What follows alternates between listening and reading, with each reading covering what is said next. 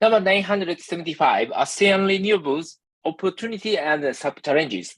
Solar PV, utility-scale solar PV. For utility-scale solar PV project, expected local currency-based equality returns average over 10 to near 13% on the deployment-weighted basis. These values vary significantly by country, with expected returns in more established markets, example, Malaysia, the Philippines, and Thailand, generally lower. In Vietnam, return expectations are much higher, while deployment there surged over 2019-20. 2020 project faced significant revenue risks.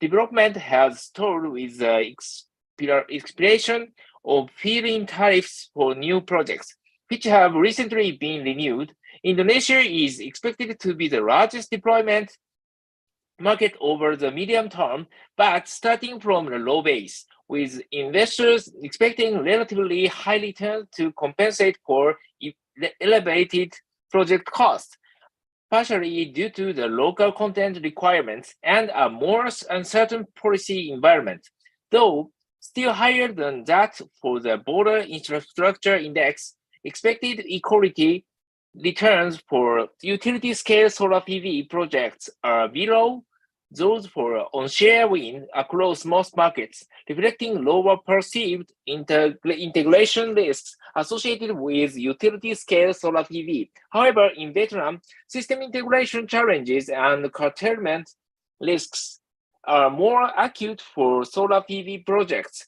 than wind, pushing up return requirements. In general, stakeholders pointed potential across the region for competitive auctions for power purchase agreements to push down project costs and erode returns over time. Still, such pricing mechanisms have not been rolled out on a widespread scale in ASEAN, and there are uncertainties over the transition toward more competitive pricing schemes.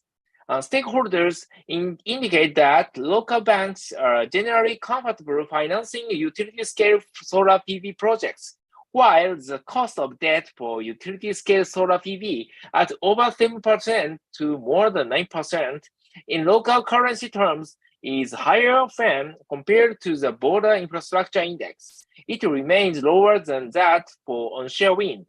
The highest cost of debt is again present in Vietnam and Indonesia due to higher base interest rates and greater perceived bankability risks for projects.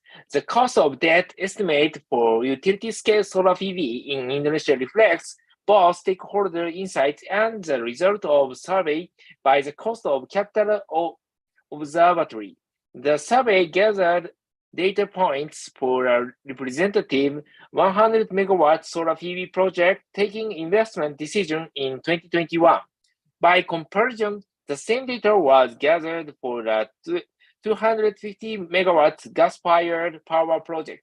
The results point to a cost of debt 0.5% lower for utility-scale solar PV than for gas power in Indonesia, an indication of potentially more attractive financing terms emerging for renewables than fossil fuel-based power, which has so far dominated the generation mix. Overall, these metrics for utility-scale solar PV point to the WACC range of around 8.0% to nearly 11% in local currency terms, somewhat higher than the ASEAN unlisted infrastructure index at just over 8%. Again, the same caveats apply as in onshore wind. The local projects for the infrastructure index in riskier markets, such as Vietnam, suggest that utility-scale solar PV projects may enjoy a cost of financing that is comparable to or better than that for border infrastructure when taking a fuller regional view. The solar PV projects in this discussion do not include battery storage, while solar PV plus battery projects have the potential to address production curtailment issues and facilitate integration. Such congratulations remains costly in terms of upfront investment and have yet to be deployed in Southeast Asia. Commercial and industrial scale solar PV, given their smaller size and revenue models dependent on the distribution grid, where developers often face greater barriers to investment, commercial and industrial scale C&I solar PV typically faces a higher cost of capital compared with utility scale projects, but may also represent a more attractive equity investment in terms of returns. Their cost of capital is also subject to the creditworthiness of the off-taker and developer, which may also lack scale compared with utility-scale solar PV development.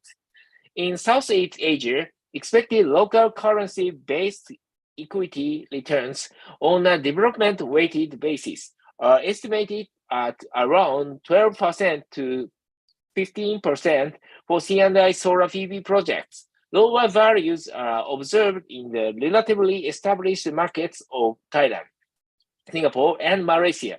In Thailand, projects can benefit from feed-in tariffs for remuneration, while deployment in Singapore and Malaysia relies on net metering schemes. Capacity addition had been greatest in Vietnam due to attractive feed-in tariffs, persistent integration risks, and local visibility over future projects keep required returns high.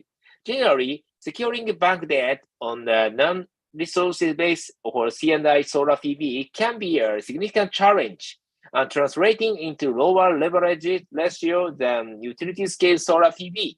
In local currency terms, the cost of debt for C&I solar PV, nearly 9% to over 11%, is higher than that for utility-scale solar PV, while leverage ratios are somewhat lower. The presence of corporate PPA agreements for C&I projects also influences debt pricing in markets such as Malaysia, Singapore, and Thailand, but this depends on the quality of the off-taker and structure of the financing.